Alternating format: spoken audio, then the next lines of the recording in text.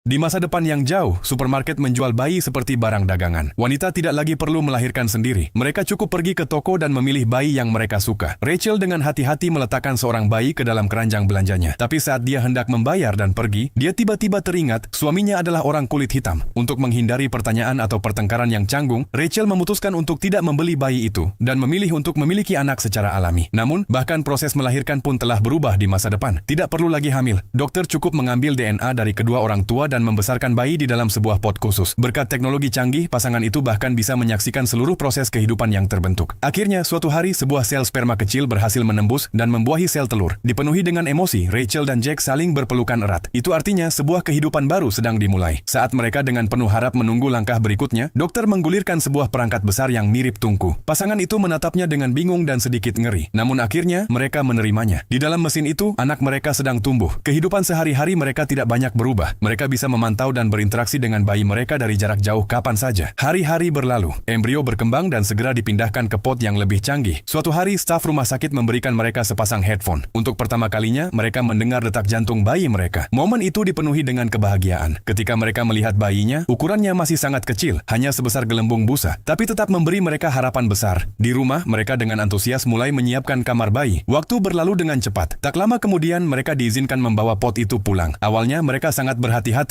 meletakkannya di kamar tidur mereka. Tapi malam itu saat mencoba tidur, mereka merasa pot itu tidak cocok di sana. Jack memutuskan untuk memindahkannya ke ruang tamu. Dalam perjalanan, dia hampir tersandung, tapi untungnya bisa menyeimbangkan diri tepat waktu. Malam itu juga, saat mereka hendak tertidur lagi, tiba-tiba alarm berbunyi keras dari luar. Mereka bergegas keluar dengan panik, hanya untuk menyadari bahwa mereka lupa mengisi ulang larutan nutrisi pot tersebut. Jack awalnya merasa panik, tapi dalam beberapa hari berikutnya saat dia melihat anak mereka tumbuh dengan stabil di dalam pot, dia merasa semakin lega. Segera kapasitas maksimum pot di rumah mereka tercapai. Bayinya hampir siap lahir. Mereka harus mengembalikan pot ke fasilitas dan menunggu proses kelahiran. Tapi begitu kembali ke rumah, ada sesuatu yang terasa hilang. Tak lama kemudian dokter menelepon mereka. Dokter mengumumkan bahwa bayi akan diinduksi segera. Pasangan itu bingung. Bukankah ini terlalu cepat?